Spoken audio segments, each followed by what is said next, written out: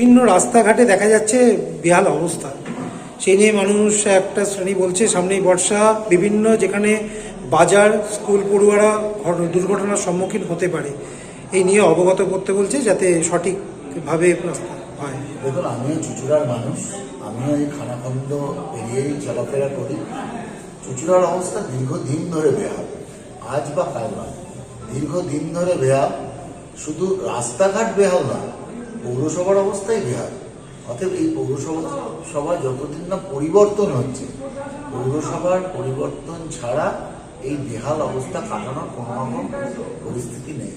কারণ পৌরসভার পৌর সদস্য অথবা যারা কর্তৃপক্ষ আছে তারা চুঁচুড়ার অবস্থা ফেরাতে আন্তরিক নয়। তার জন্য এখনো বিভিন্ন রাস্তা, যেগুলো চোখে লাগছে দেখতে, বারংবার বলা সত্ত্বেও কোনো রকম কিছু পরিবর্তন হচ্ছে না। অনেকগুলো প্রস্তাব আমি দিয়েছি, কোনো প্রস্তাবই সেইভাবে কার্যকর এরা করবার মতো ইচ্ছা, সদিচ্ছা এদের নেই বলেই আমার মনে হচ্ছে।